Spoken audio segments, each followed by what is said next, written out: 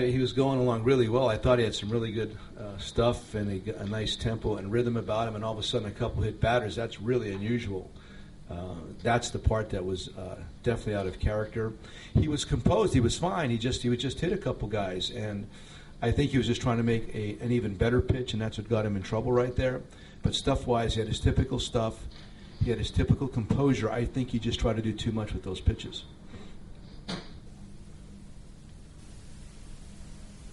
That's it? I'm going to have a few more. Over here? Yes, sir. Jim, did you have a question? Yes, sir. Yeah. Joe, did you sense some frustration from Shields in that inning? And this is, of course. This is kind of, imagining the Rangers scoring 5 runs in an inning a few years ago without hitting the ball on. Right. It was a little different. Seeing them put that together was a lot. Yeah, they benefited from a couple hit batters, a couple balls in the dirt that got away. It was kind of a fortuitous inning for them, but that happens, man. They're an aggressive team on the bases. They do those kind of things. For us, Shop's really good at blocking pitches. He's excellent, actually. And the one that got off away to his left, I think he kind of bumped into the umpire as he was shifting to the left side. And that does happen as a catcher if an umpire gets on you a little bit too tightly, because Shop is really good at blocking balls in the dirt. So I can't fault him at all. There's no fault. It just happened. It's unusual for Shilsey to hit batters, and it's unusual for balls in the dirt to get by Kelly. It's just one of those things tonight. Front and center. Yes, sir. The Rangers worked your pitchers tonight, that 4th inning, the bat with Napoli. Can you talk about that, how he kept that going? Nap's really, he's really come on this year. I've known him for a long time, and he's made a lot of nice adjustments this year as a hitter. He's gotten shorter. He's actually choking up with 2 strikes now, and you can see a different approach, more of a middle off-field approach with 2 strikes. He's not just going for the downs when he gets deep into a count. That's to his credit. He's a great guy. I've known him for a long time. Like I said, I used to work with him a bit back in the days with the Angels, but he has made some nice adjustments. That's why you see the high batting average and all the productivity. He's always had that kind of power, but now he's able to drive in runs with singles, opposite field kind of hits that he did not do in the past. Roger, here on the front and the right. Joe, do you think that it's possible that during that tough inning there was a cumulative effect?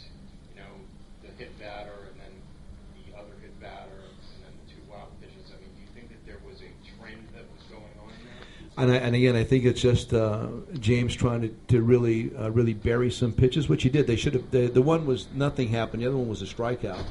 The one that got to Kelly's left. So he actually did do well by the ball in the dirt, strike 3, ball gets away, run scores. The other one, he just over boogied a bit, and I think it hit Kelly in the shin guard and went over towards their dugout. It did kind of snowball on us, but I'm looking at my guys out there, and I really saw great composure in the moment. I didn't see anybody out of the ordinary, out of sorts. It's just a matter of James was trying to make good pitches against a very good lineup. Got a couple balls in the dirt, like I said. So I was really aware of checking out what the guys looked like. I thought they looked pretty good, actually. It was just one of those moments that's unusual for him and for us. And what was the goal in the meeting at the mound right before Belcher gets hit by the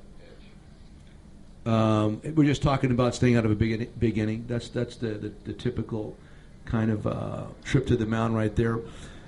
Normally, for me, I like when things are going badly. I don't like when things are going badly, but if things were going badly, to really remind the pitcher that just stay out of the big inning right here. That's always the goal.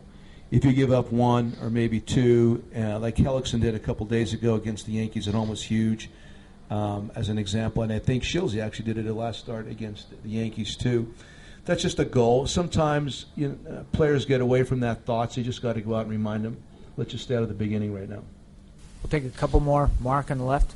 Yes, sir. 2 questions. What did you see and get on the umpire and the Murphy dribbler in front of the plate?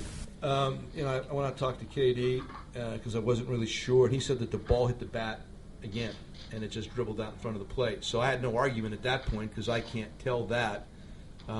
You'd have to ask him specifically. He may have called it a little bit quickly. I don't know. But the ball did hit. It appeared to be behind the plate, but then rolled out in front of the plate, which would mean it's a fair ball if it's not touch. So I went out there rather calmly, and I just asked him what was going on, and he told me that the ball had hit the bat again, which means it would have been a foul ball because he hit it behind the plate and pushed it fair. That's what I thought he meant anyway.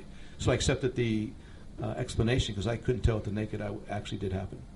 And then the other question is, maybe not the way you planned it, more winning, Shields losing, but to leave here with a split, what do you think of that? Absolutely. I mean, of course, and even beyond that, how about the battle back again? How about Longo's great at bat, another 3-run home run against their very, very good bullpen. We gets us back to within a run. All throughout the game, I tell you right now, the vibe was outstanding. Our guys never got down. We're at the point now where we believe we can always come back, and that's a great feeling to have. It's hard to just sweep the Texas Rangers under these circumstances, but if you could come into this ballpark, how well they've been playing and how well we've been playing, and come away with the 1-1 going home, of course you would prefer 2-0. Of course everybody would. That's stupid. But to go back 1-1, we'll take it right now. We'll have an off day tomorrow, try to catch our breath. This is probably our, 20th playoff game we've had already this year and counting. So I'm really proud of the guys, the way they're handling this moment. Like I said, I thought our composure was outstanding, and I thought our effort was outstanding. I thought we played well. We played really well again. We just ran into a very unusual circumstance. Even Jake hitting Moreland was a big play there also, as you could have potentially 2 outs, hopefully, and here comes Kinsler with runners on second and third as opposed to the bases loaded, which is a better situation for Cruz having a base to deal with. So all these things happened tonight. We're going to go back home 1-1, and I'm really pleased with our guys. I thought we were outstanding.